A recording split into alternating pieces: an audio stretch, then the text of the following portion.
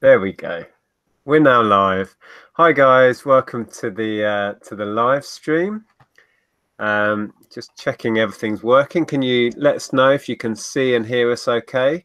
I'm glad to say I've got Simon Mitchell back with me. How are you, mate? Hello, yeah, I'm very good, thanks. Yourself? Yes, good. It's a bit overdue this. I don't know when it was we last chatted. I did link the video below. For those of you who didn't catch our last hangout, I put a link to that below so you can go back and rewatch that, where there'll be a lot more detail about Simon's project that we're going to talk about in a minute. And we thought we would catch up because I was speaking to you a week or so back, and you've come on leaps and bounds with your project. Do you want to briefly cover what it is and where you're at with that now? Well, it's a project that started back in last year when I actually started my idea, which was to retrace the footsteps of my step-grandfather when he was prisoner of war in the Second World War. And I had an account from that he had left, which I got to read in about 2005, 2006, after he had died. So I never got to speak to him about his ordeal, and understandably, it was he went through a difficult time. But he was in captivity for 3 years, and that was from Tobruk in North Africa, right through Italy, Austria, and Germany. And after 3 years in captivity, he did escape in the end. But the story was a fascinating one. And last year I went out and visited those sites where he was held. And so I filmed a few of those as I went around on my YouTube channel. And now I have finished writing the book, which includes his account, word for word, and my account intertwined. So I've tried to do it in his timeline order. And it's been a fascinating journey for me because finding out more and more as I've been writing the book, discovering new things the whole time. It's been fascinating, really, really fascinating. So Fantastic. So you say you finished the book. I mean, I'm beyond impressed that in reality it's a fairly short space of time and you've managed to complete it. How easy or difficult was that? And what, I mean, the title of this video is, as we were discussing earlier, that the struggles about getting it. We all have ideas. We all have fantastic ideas, and 9 times out of 10, they just don't come to fruition. And I think your story is a great case of somebody who has set out to achieve something, and you're pretty much there. But how did you find getting to this point? it's easy to get distracted, I have to say. And in fact, to prove that, it's just too easy. In December was a write-off for me anyway, because I was very busy with the other work that I do. So I was doing event photography, I was working in a grotto, and so I was totally distracted. And then getting back into it, I'm also doing the reselling as well. And you pick up an item sometimes, not only do you check the item to make sure it's complete, but sometimes you see an item and you think, shall I do this? And so I just got completely distracted and ended up making a boat out of matchsticks. That is how distracted you can, and it's quite a good boat, I have to say. Well, I've enjoyed making it. I mean, it's no masterpiece, but so it's very easy to get distracted. That said, when I'm doing that boat or something else, I am thinking I really ought to be doing the book, and in a way, it gets me back into doing the book. So I have procrastinated, but at the same time, I don't feel it's all a bad thing. I must say, as a physical representation of procrastination, a matchstick boat kind of sums it up really well. That's excellent. But you have achieved it, and you're at a point. I mean, when you say it's finished, you've is it in a form that's publishable yet, or what point are you at with it? So the point I'm at with this at the moment, I finished writing it, and because it was my step-grandfather, it's obvious that my mum and dad wanted to read it, which they have also just finished doing so. And my dad is very good on grammar, and so he's been able to proofread it. So I'm waiting for one other person who has helped me on the project as well. Because when I mentioned the project to people, this guy, as I might have mentioned in our previous chat, he said, "Oh, you need to speak to my father." He was in Dunkirk, and I haven't mentioned Dunkirk in the book. I can't find a relevant spot for that to go in. But he was also on the beaches on D-Day. So because I'm following the timeline of my step-grandfather from 42 to 42 to 45, his D-Day fits in nicely in 1944. So I've included that in too. And I've forgotten where I was going with this point, but I've included that in the book anyway. And so I'm waiting for him to, he's proofreading his section, that's the point. And when I get that back, I can send it off complete to the publishers. Okay. And sometimes it's not just what you do, but it's also you get a stroke of luck with what you're doing. And I think I'm very lucky in that I went to a TV presenter and YouTube training thing at Pinewood Studios in November, end of November, and they were talking about how to present yourself on camera and that sort of thing. And one of the people who was there was a guest speaker, Annabelle Knight, who is on TV. She presents or is a relationships guidance person. And so I told her about the book, and she said, "Oh, you need to be in touch with the publisher." So subsequently put me in touch with the publisher, and so sent them an excerpt of the book. And I got a letter back the other day from them, basically saying our board of editors have reported back favourably regarding your initial submission. The board found your text to be a highly interesting topic, featuring a fresh insight into the comparisons between the Second World War and the conditions of the modern world. Therefore, they now wish to view your complete manuscript in its final form. So, wow. I was dead chuffed at that. That is really exciting. I think that's a great example of just putting yourself out there. You know, you were out at this YouTube event or whatever it was, and you never know what chance meetings are going to happen and where that might take you. So you may have a publishing deal with that publishing firm then. Yeah, it sounds very positive with them at the moment. They obviously will make the final decision when they see the full manuscript. And I already had an idea in my mind as to a couple of publishers that I'd spoken to who are interested anyway. But this one's kind of like slid into the pole position, as it were. So, but their feedback is amazing. So fingers crossed. Yeah, that must be such a boost to know that somebody appreciates what you're doing and is interested. Yeah. And it all came about in a random way. It was at the end of November. I was writing the book. I knew what I was going to do. And then I was lying there in bed before getting up one morning, and I thought, I need to be getting out there more and doing more positive things and saying yes. If you've ever read the book or seen the film Yes Man, written by Danny Wallace, and the film is all about him just saying a blanket yes to everything and anything that came up, and it's a really good film and book.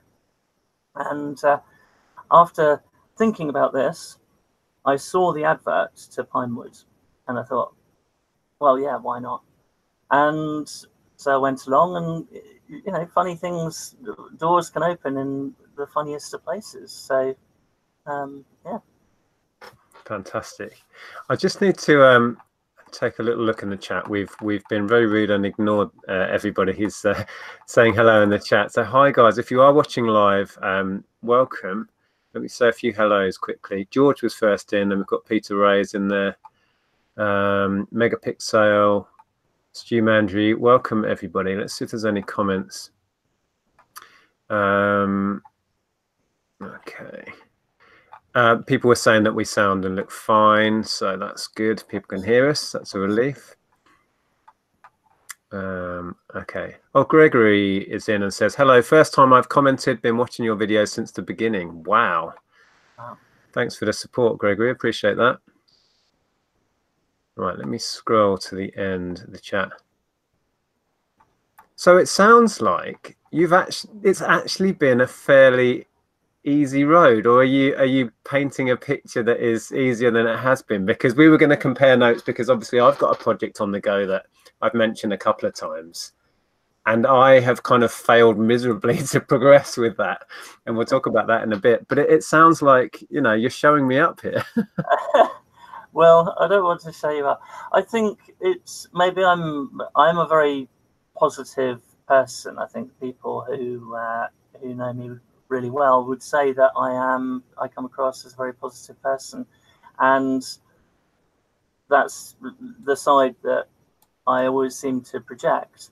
But it's not always easy, and you know, I've spent time thinking, oh, how am I going to progress this book? What am I going to write now? And there've been a number of points where I've been just like, and then you've got what do I put? Or is it really going to be something that people are going to read?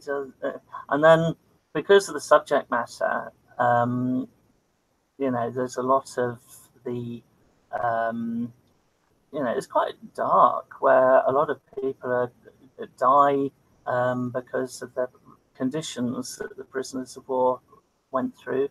I've mentioned going to the 2 concentration camps that I went to as well. So there's some pretty heavy topics in that. And actually, I felt bad in writing sections of the book. And then I'm thinking, well, is there a way that I can I can't lighten up subjects like that. No.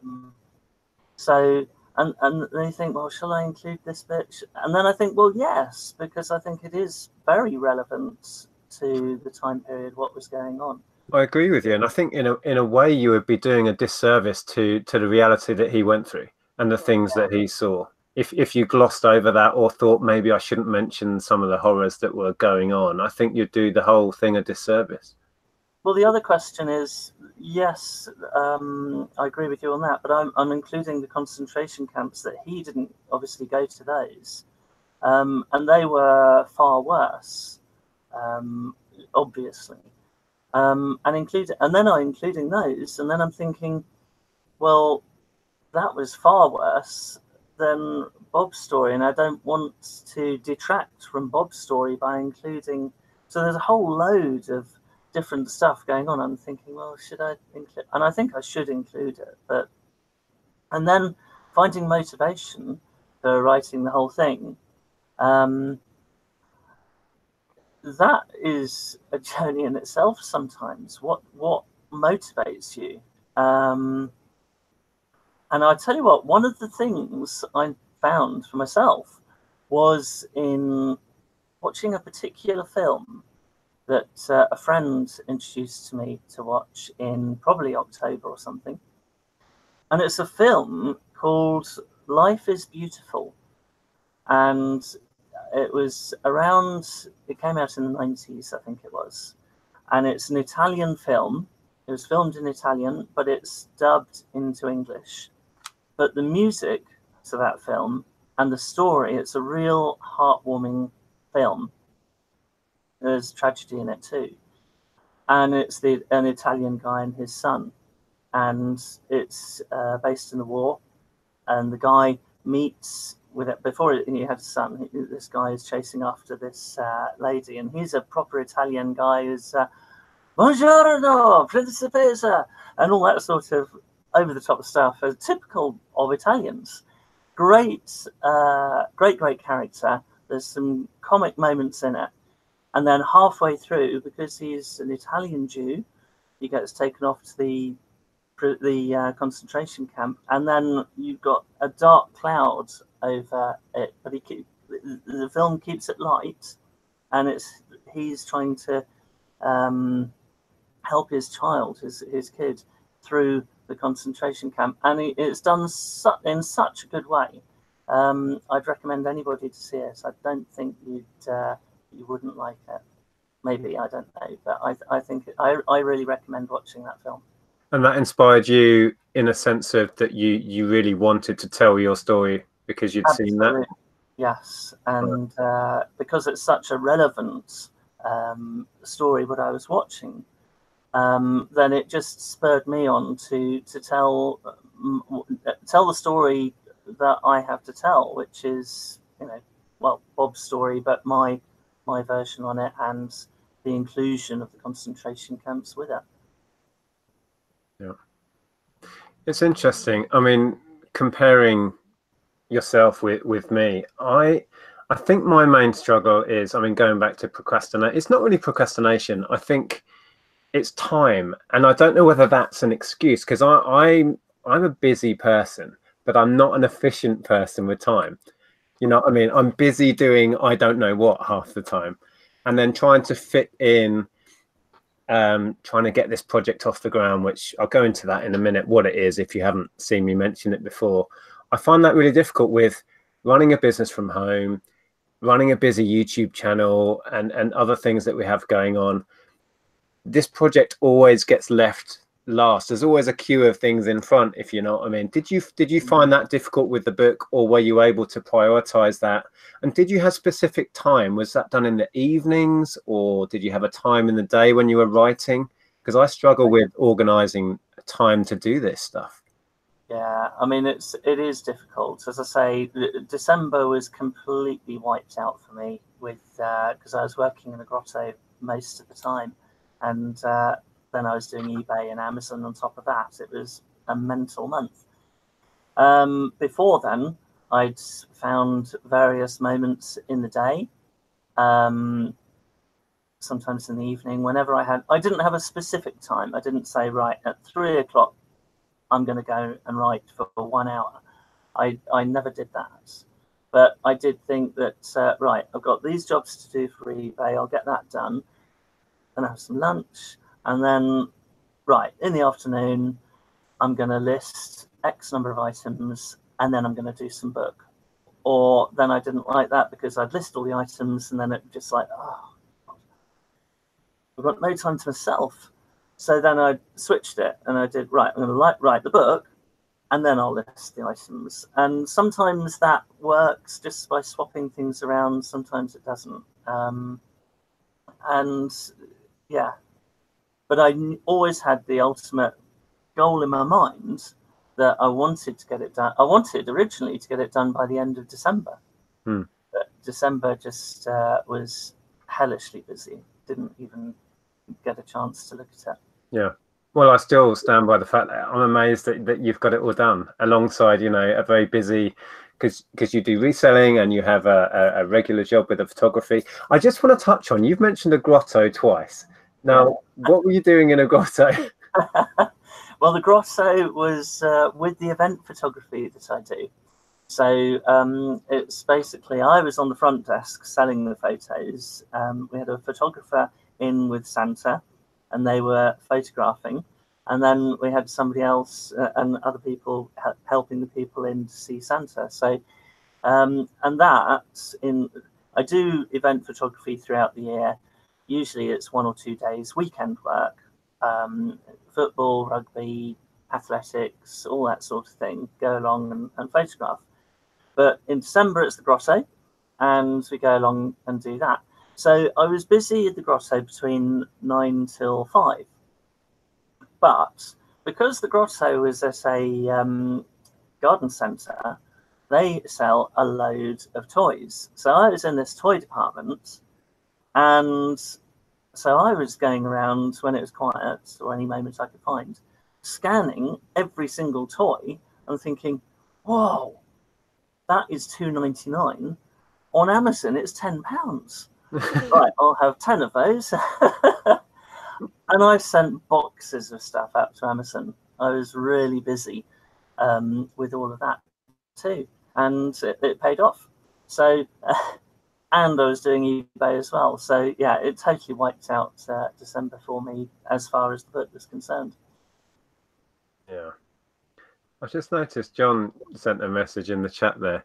I love the title. I wonder why you are having struggles with Simon Mitchell. I'm not. Did I not put the correct grammar in? Oh dear. So yeah, just touching on what I've been trying to get started. I had an idea far too long ago. I mean, we're talking about 10 years ago, and it's been bouncing around in my head ever since. And I've had a few false starts, and I've never quite got it launched effectively. It's hard to describe what it is really. It's kind of, if you think a treasure hunt, a kind of real world treasure hunt that's permanent, but it's based around pubs. And the treasure you are looking for is a little ink stamp which represents the pub sign. And as part of the game, what I hope to produce are little postcards. And I've changed it a bit to make it simpler because it was getting way too complicated. So I'm thinking now, to simplify things, all of the cards will be the same template. You'd have a pub sign which is blank. So when you find whichever pub you're looking for, there will be a stamp, and all the stamps will be the same. It's about 1.5 inches by 2 inches. And then this blank space will be a black and white picture of the pub, made to look old-fashioned. These are meant to look vintage, these cards. And they will each have a number, and within, you know, there'll be like sets of these cards, and I will expand it out. So there will be eventually, hopefully, there'll be hundreds, if not thousands of these cards available. And the idea of it is to promote people going and to visit pubs they've never been to before, and getting a collection of these cards that all be individually numbered, etc., etc. And I've got a load of pubs. About this time last year, actually, I made the effort of going out and speaking to pubs and sent hundreds of emails out. Got a load of pubs interested, and then life got in the way.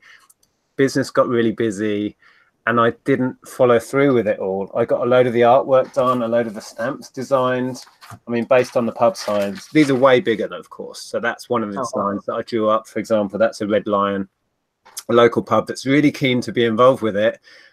This would be shrunk down to a little stamp, and when you stamp it, it will fit in there, and you would have a picture of the Red Lion pub here, etc. So that gives you an idea. So I spent hours and hours working on the stamp designs. There's another one, that's the Buck's Head. So these are elements of the pub sign. Obviously, that's not the whole pub sign, but it's like a figurative element that works really well as a tiny stamp. So I did loads, and then everything's kind of ground to a halt. That was the Lytton Arms, for example. Wow. So I need to go back to the printers now, because the costs of getting the cards done was escalating, because originally I wanted every card to be different. So now I've got a template. So basically all I need to do is supply them a photograph, and everything else will be the same. So all they've got to do for the layout is put the photograph in the background there, and this strip will be the pub name and the location and a number. Hopefully, I don't know, costs will come down and it'll be a lot simpler to manage, because obviously I don't think this is ever going to make me any money. It might do if it really took off. So I don't want to be spending hundreds of pounds just to entertain people. Well, that's the thing. You never know when you're doing a project. Is it going to work? Is it not? But I think unless you try something and you've had an idea for so long, I think you've got to follow it through. And but the difficulty is, as you say, finding the time to do it. I mean, I mentioned December. It's difficult. When have you got time to actually focus on it? But if it works, then it could really work. But you don't know unless you try. Yeah, and I wrote a lot of notes when I was thinking about this, because, you know, I chatted to you yesterday and I've been thinking overnight about things that ring true with me. And I think one of the things, and I never used to have this, is a fear of failure. I think that holds me back with this, which is really daft, because I don't expect this to be a success. I'm not expecting it to make money or be, but the potential is there, but for some reason that feels like it's holding me back. Whereas in the past, you know, I've set up retail outlets, I've set up various businesses, and I've never really had that fear of failure. I don't know if it's an age thing or even if that's really what it is, but yeah. And what does it mean if you try it and it fails? What does that mean for you? Yeah, nothing. And I don't know. I don't know if that is what's holding me back with this. But the other thing, to echo what you were just saying, I really want to give this a chance to exist and see if people enjoy it and see if it can gain some momentum. Because the plan with it is that it's a very real world game. The idea is to get people out there, to get people visiting pubs that are potentially struggling. I mean, our pubs are struggling. We're losing like still 10, 20 a week in the UK because people aren't supporting them enough.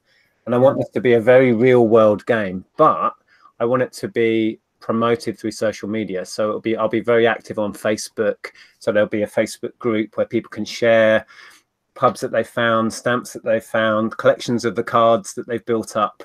And I want to do a YouTube channel with it. So it'll be like a virtual world promoting it, but a very, very real world game that you have to physically go out, because there'll be no way of getting each stamp unless you visit that pub. Right. So it's kind of a mixing of the two worlds is kind of the idea really behind it. And I get really excited when I talk about it, but then it gets put on the shelf and left for another month. You know what I mean? Yeah, well, I think there's doubt. I mean, doubt is something which can always stop things from happening. If you're not sure in which direction to move forward in, what's the next step, then it's very easy to think, oh, and then you get distracted, and then it just sits on the shelf for another however long. But I mean, what works for me, I think one of the things that worked for me with the book was thinking, right, I want to get it done by the end of December, and then I can get it proofread. And I had in my mind always that was when I wanted to get it done by. And then it was just mental in December, so I had to then say, okay, well, I'll aim for the end of January. And then, but so I'm at this stage now, but for me, I'm now unclear. I'm heading into like uncharted territory, as it were.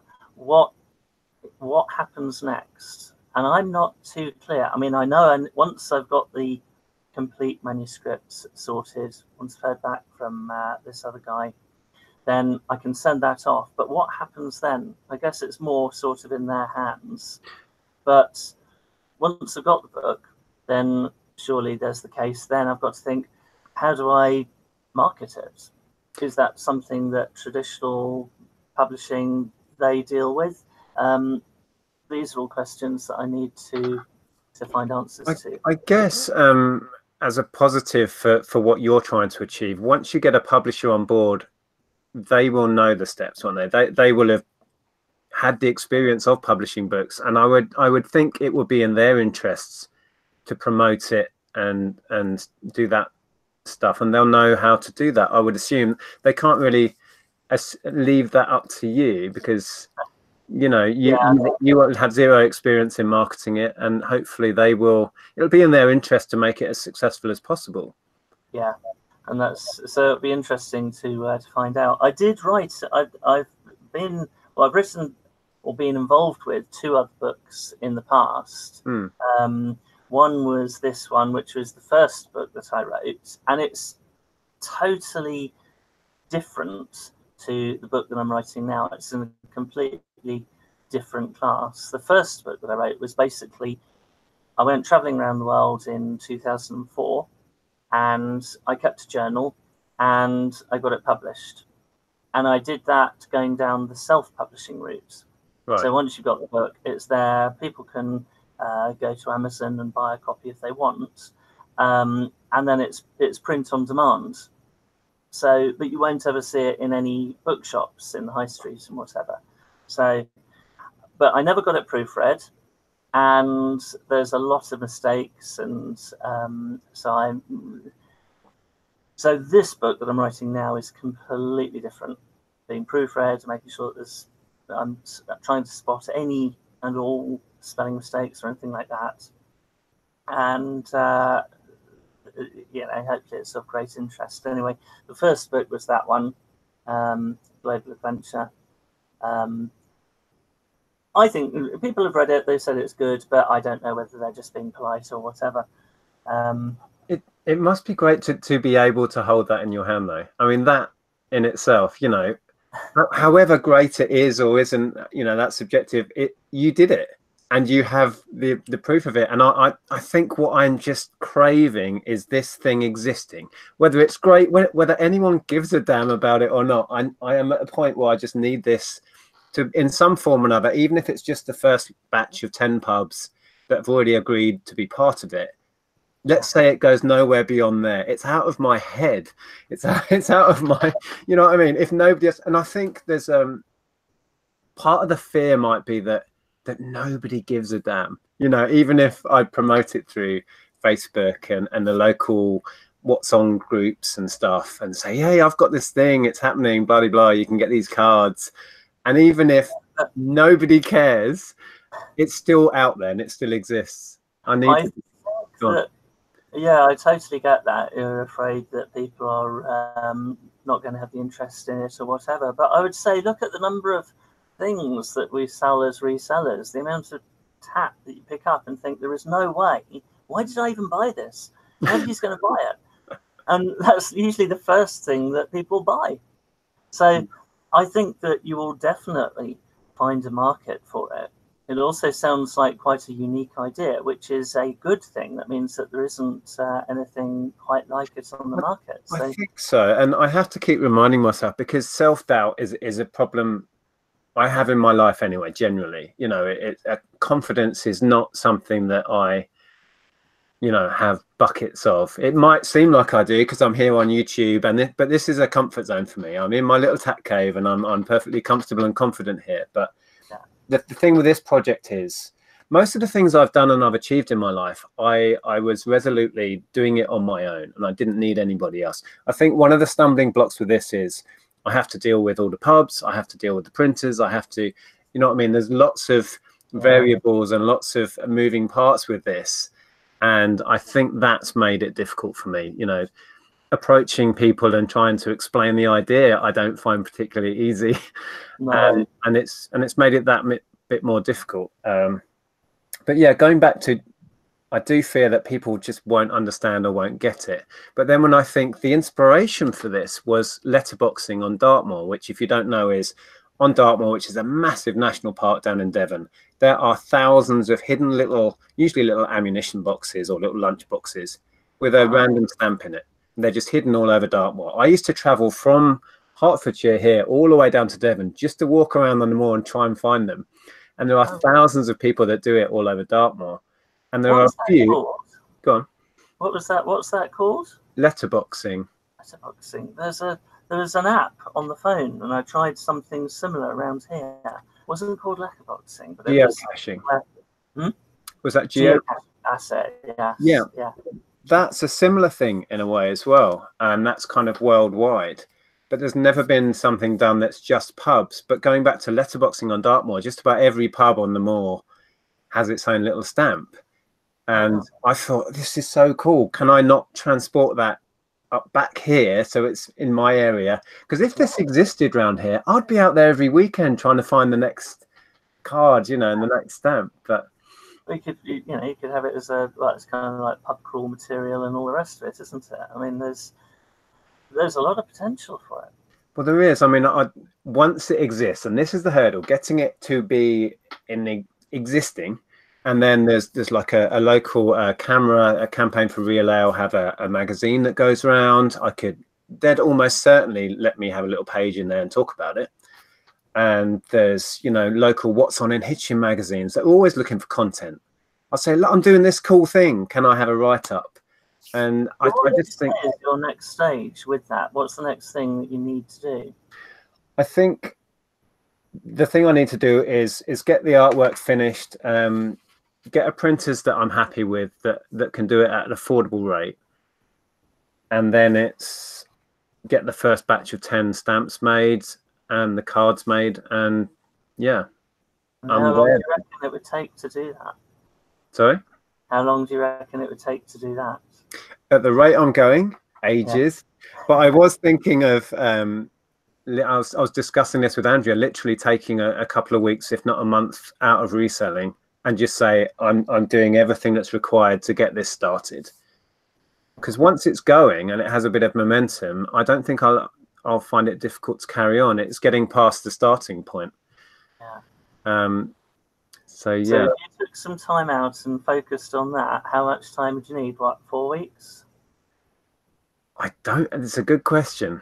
I don't know. I can see what's coming. You're gonna challenge me to do it. Yeah. I don't know. I think if I spent a couple of weeks trying to make this happen and doing nothing else, I mean, I'd have to continue shipping orders. But if I said I'm not going to list, I'm not going to do FBA, I'm just going to finish all the designs, deal with all the pubs. Some of the pubs I haven't spoken to since last February, this time last year. So I need to check they're still on board. We could ask everybody watching, what do people think? Yeah, there were some comments coming in actually. Do people think you should go for it? And is it going to? Should Nick take a month out, so 4 weeks, and focus on this game and just go for it? What do people think? Okay.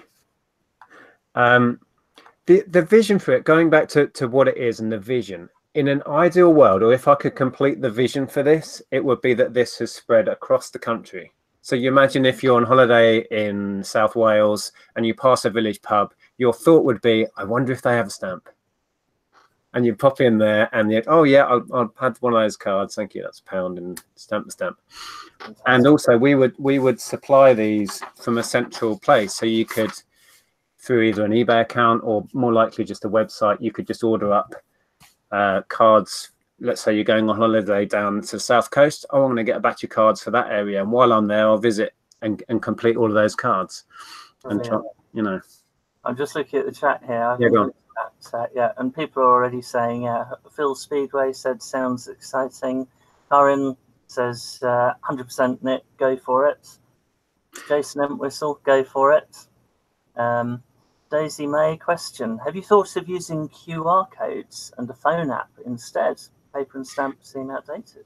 The thought of it doesn't exist at all at the moment. And I think to go down the route of an app or making this, you know, would have to be at a point where I've discovered that people give a damn, as I keep saying, and actually want to get involved and play this game. But it lends itself so well to, let's say it really took off and I'd expanded it into hundreds, if not thousands of pubs, an app that would tell you when you're near a pub that is part of the game. Oh, yeah. And then pubs paying to potentially be part of the app. Because remember, I'm sending them one part of the game that I haven't said. This is meant to benefit the pubs. So you can't just walk in off the street with your card and say, can I get the stamp to complete my card without being a customer?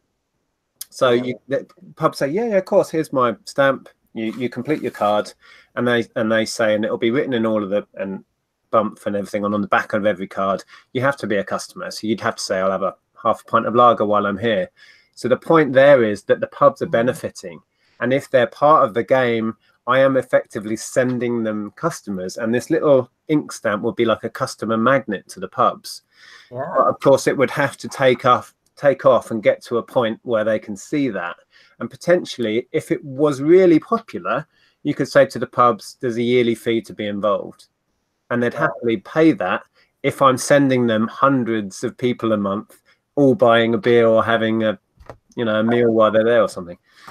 There's some serious potential there. Yeah, but to go from 0 to something is the hurdle.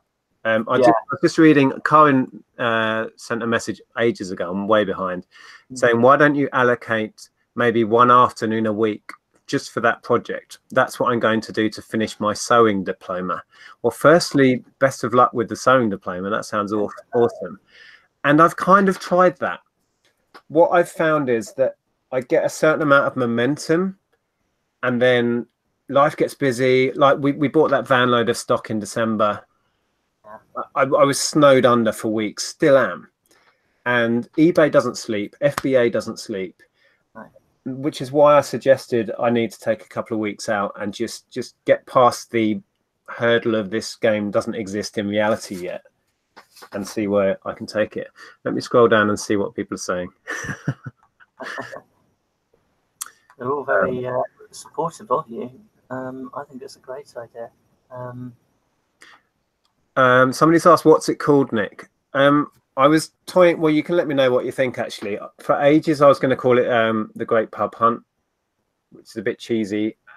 Initially, when I first came up with the idea, it was always just called Pub Stamps, which could have a subheading of something about, you know, supporting. Well, that's short and simple and easy to remember, isn't it? Pub Stamps. Yeah, Pub Stamps, and then there's a sub bit underneath that could be supporting traditional English pubs or something, or something Pokemon like. Can you find them all?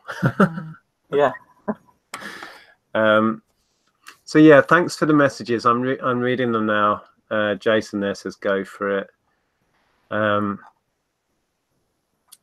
Thanks, Philip. Okay. All right. Well, I'll chat with Andrea, and I'll think about. I'm thinking 2 weeks should be, you know, in the real world, long enough to get 10 designs finished, 10 stamps made. I have to get the stamps made by a firm. I don't have them. You can buy machines to make ink stamps, but they're really expensive. So I'll be relying on a firm to get those done. But the designs, I've nearly finished all the designs. I've just got to get them done to scale. These ones. So, okay. Yeah. Oh, that's good. I'm almost scared to commit. You see, commitment's a big thing. Yeah.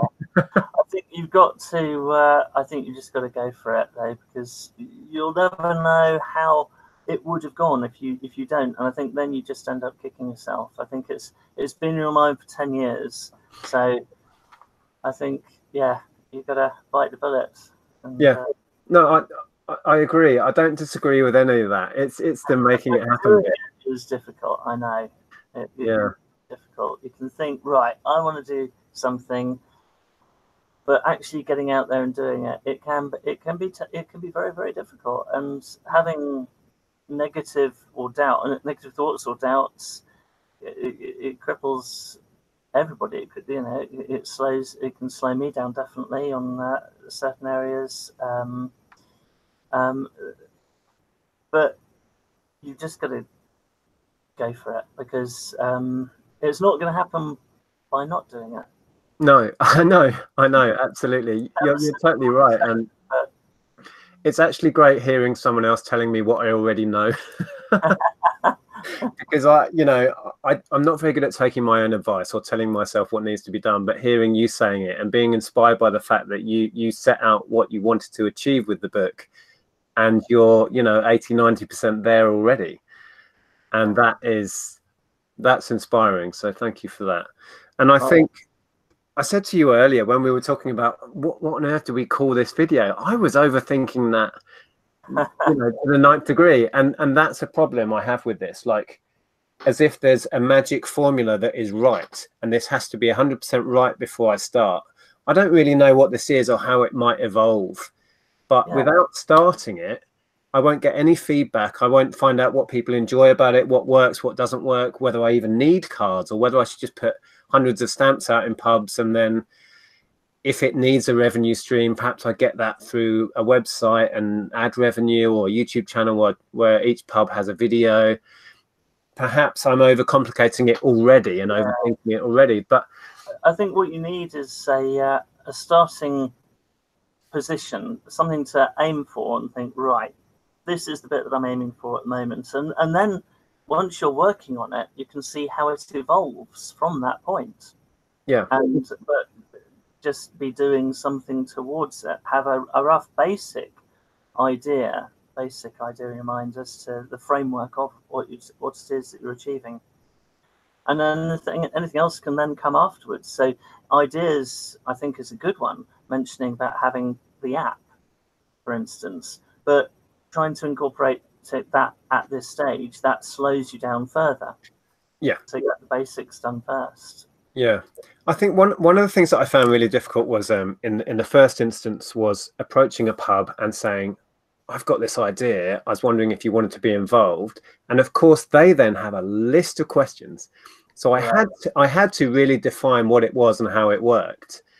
And that instantly became complicated because I didn't really know what it was and how it was going to work. But the pubs rightfully will say, well, okay, so do I have the cards here? You want me to sell the cards? What about the stamp? What? And it's all like, I don't know the answers to half of these questions. So I found that really difficult. And then I had to really cement what the idea was. So I felt confident walking into a pub and saying, hi, I've got this idea. Do you want to get on board? Yeah. And being prepared to answer the questions that I found out were going to come. Yeah. So yeah, it's difficult, but okay. It's a chicken and egg type thing, I think, that one, because you've got an idea, you've got to convey that idea to them, but then in talking to them, they might give you another idea, and then that gives you something else to think about and think, well, actually, yeah, you've asked a good question. Can I incorporate? So, and that's all part of the evolution of it. So, yeah. But the positive from speaking to landlords was the majority were positive and they could see the benefit of it.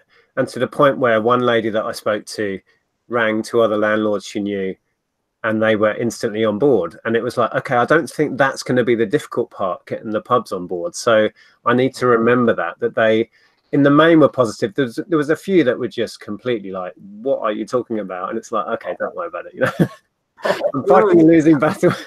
Always going to have that from many different areas. Yeah. That can't be avoided, I don't think. But the trick is not letting that put you off. Yeah, and I find that difficult. You know, yeah. That is difficult. I mean, that's all part of having a thick skin and all the rest of it. I mean, it's tricky. I mean, and it doesn't matter what anybody says. I don't think people who say they've got a thick skin.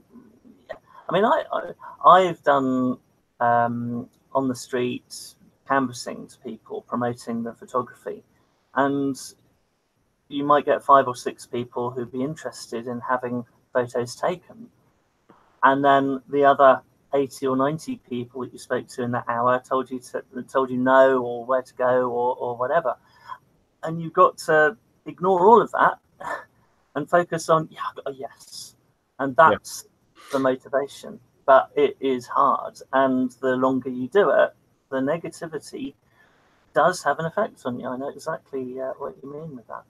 And the longer this exists only in my head and not in the real world, I swear, the harder it gets, because it's like it's been in there too long.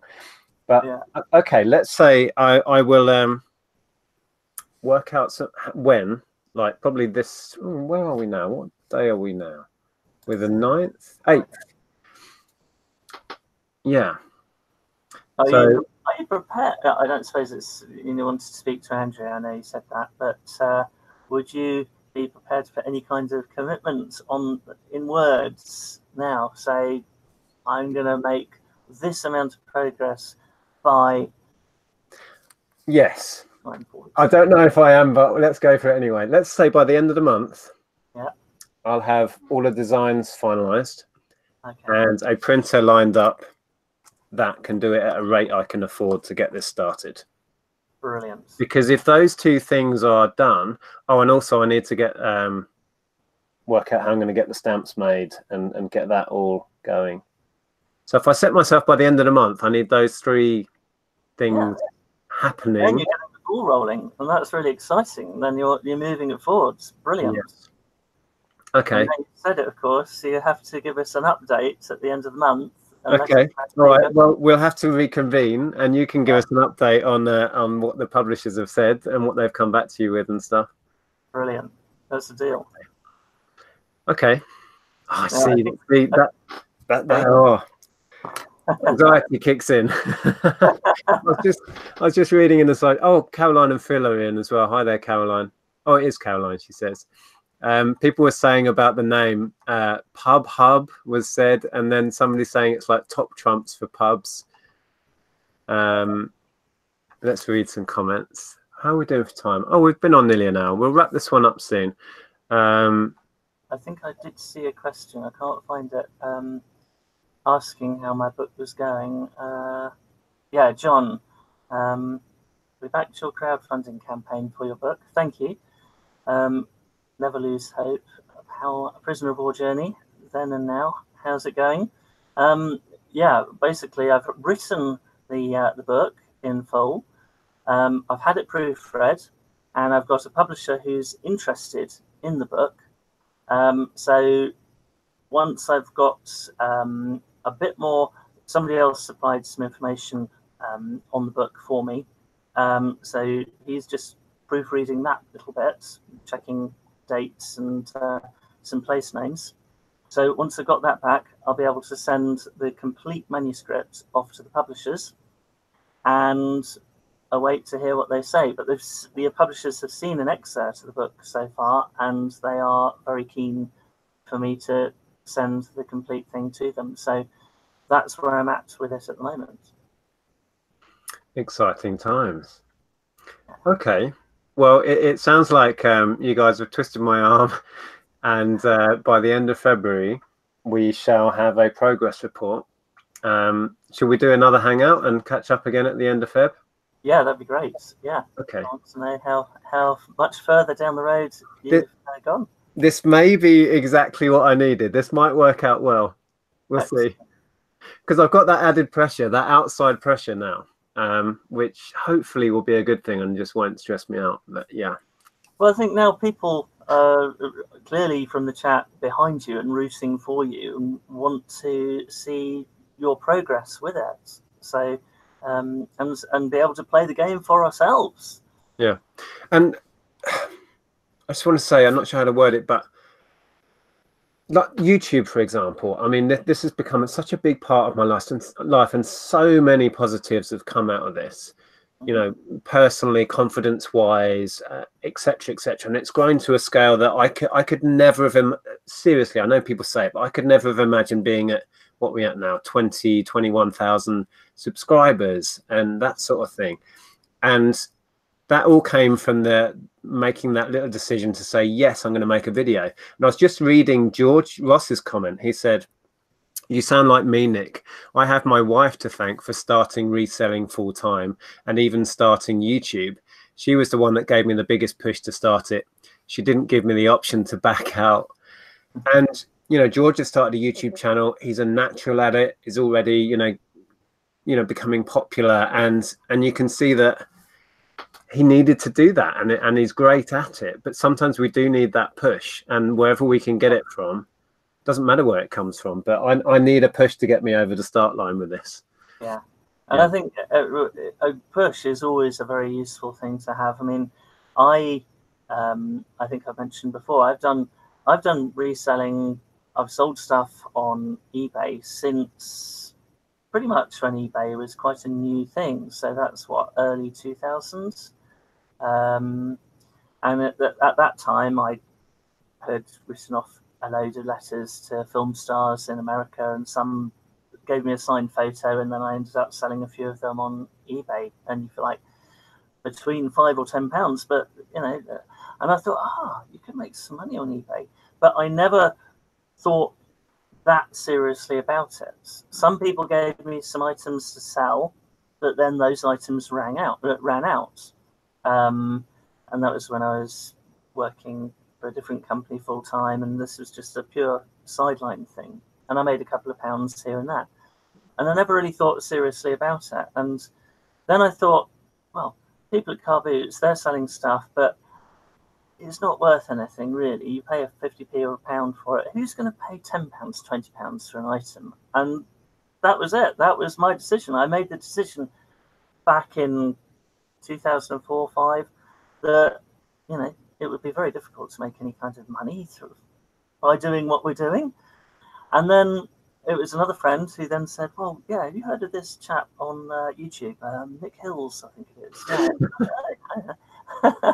So I watched a couple of videos, and so, you know, that gave me the kick and the push to look seriously at it and think, actually, there's money to be made in tat. And yeah, there is. So, but that gave me a push. So you're right. I think everybody, if you get the right push, then you can go far with it. Exactly. Yeah, I was just reading some of the comments again there. Martin was saying that he thinks that the whole going down the route of cards and a physical printed item is a waste of time and go directly to the app. I can see what you're saying, but for me, I want this to be a physical thing, a traditional old-fashioned thing to tie in with the traditional old-fashioned pubs. And I think there's a lot of that lacking these days. And it's not that I love digital media, I love social media, and I want to promote it through modern technology, but I want this to be purposefully traditional, physical, a physical stamp in your hand that you have to go and physically touch and collect. That's the point of it for me. That's what gets me excited. I hear what you're saying. If I could get this to be something that a lot of people are interested in, an app could complement it.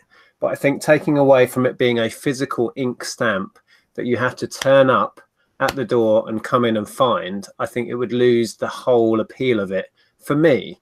And I am essentially creating something that I would love to do. So, yeah. I can't lose the original vision of this, otherwise there's no point for me. No. Although I like what you said, doing the traditional way. I think that's the essence of what it is that you're creating. But I think that in this day and age, the technology side of it with the app, that's something that you could still do. It could follow on later on. That could be like an add-on, if you like. Yeah, I had the thought ages ago about that. If when I see this through in my head to where I'd love it to be, where these pubs all over the country there are, the app would just be basically guiding you in or letting you know where there is a pub that's part of the game, and yeah, I don't know. Jason sums it up very well, and this is something that I tell myself. It's better to try and fail than not to try at all, and I've kind of lived by that. But for some reason, I've had so many sticking points with getting this started that, yeah, I haven't managed to get it going. Right, let me just read a few more comments and we'll wrap this one up. We're at 7 o'clock already, believe it or not. Karin says, Nick, my hubby, dad, and sister are all subbed to you now. Wow, we've nearly got the whole family, Karin. Oh, wow. Well, if anybody wants to sub to my YouTube channel, then please do. Yes, I've put the link to that below, and I think from your channel you can find links to all the information about the book as well, can't you? Is that yeah, I've done a few videos when I was actually visiting the places that I'm mentioning in the book. So those places, you can watch those videos. And I've done 1 or 2 reselling videos, which I may well get back to doing. I've got a bit more free time as well. So kind of covering both angles. So. Okay, so check out the links below. Please go over and support Simon's channel. We are now reconvening at the end of February or early March, and we will find out where I'm at and how far you've got with getting your book into physical form. Yes, I'm certainly interested to see how far you've come along, and hopefully I'll have some good news from the publishers. If they ultimately said no, then I've got other publishers I can try, and if all else fails, then I'll get it self-published. One way or another, I'm going to get it published. So fantastic. I'd like to do the traditional route. Well, we will all excitedly await an update on that, and yeah, I will get busy on this and make something happen. I think that needs to be the net result of this. So thanks for chatting with me again, Simon. I'm really pleased you've made such fantastic progress in the book, and you've got interest already from a publisher, which is just so exciting. Thanks for taking the time to join me. Pleasure. Thank you very much, and I wish you the best of luck in the next 2-3 weeks with your project. Yeah. What have you done? You say, oh, I'll be watching the date now. Oh goodness. Okay. And thank you for your comments in the chat. I appreciate the feedback. And yeah, keep your eyes peeled for sometime early March. We'll have a little reconvene with Simon, and we'll see where we're at with it all. So thanks for joining me. Thanks again, Simon, and we'll speak soon. Thanks a lot. Bye for now. Take care, guys.